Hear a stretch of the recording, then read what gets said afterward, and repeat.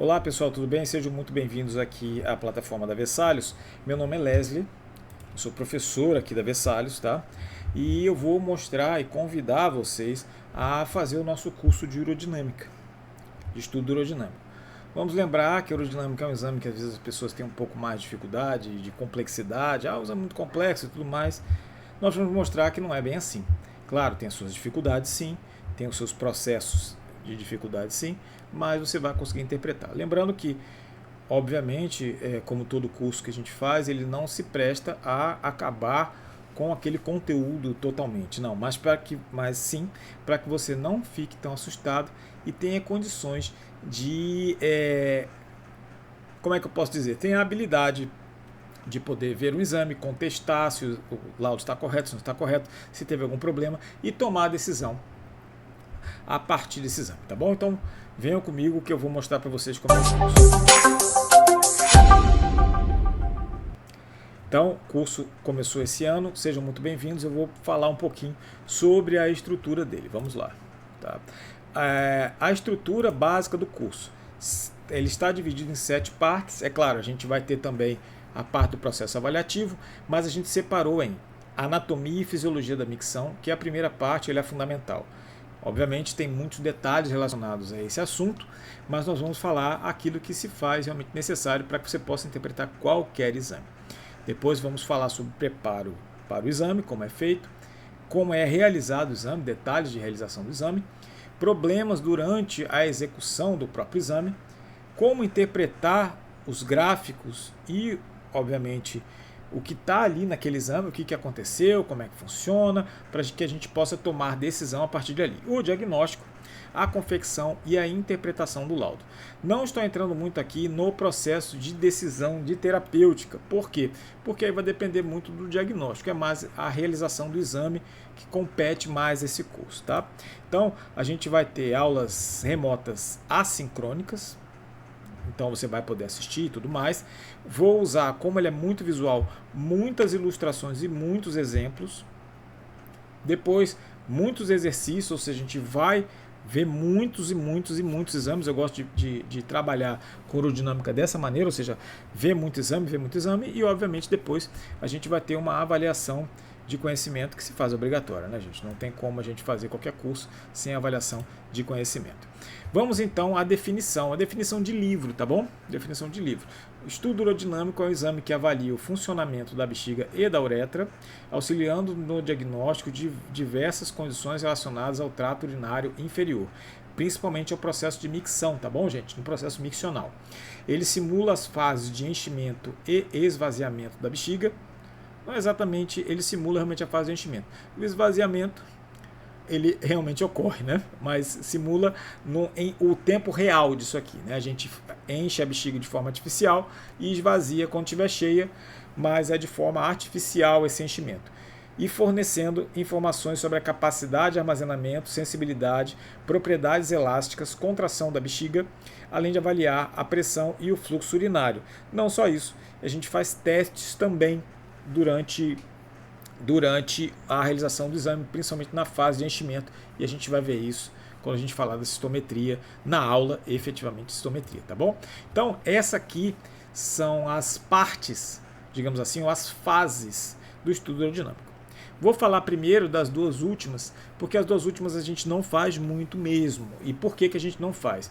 Perfil de pressão uretral, ele está até como opcional. Ele avalia a pressão dentro da uretra.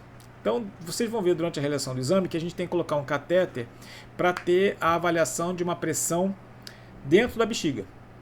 Então, o catéter dentro da bexiga vai avaliar a pressão. Um outro para encher a bexiga. Eu vou colocar um terceiro catéter para medir a pressão da uretra. É assim que se faz.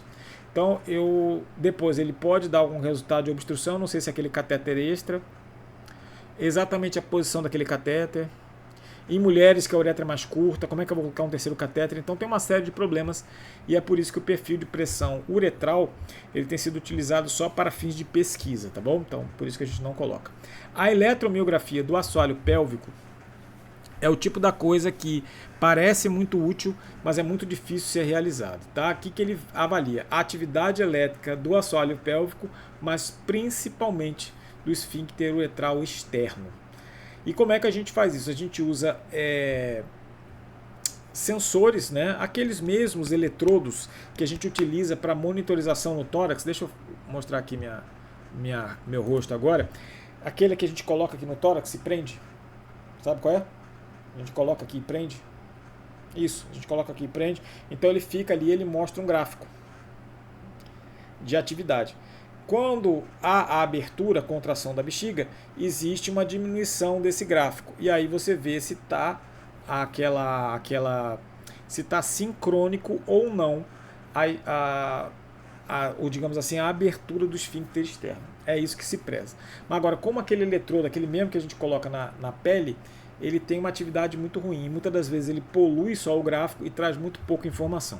Então a tecnologia de hoje, até a confecção deste vídeo, ele não tem uma qualidade muito boa para que eu possa dar segurança com a eletromiografia. Então a maioria dos exames você não vai ver a eletromiografia.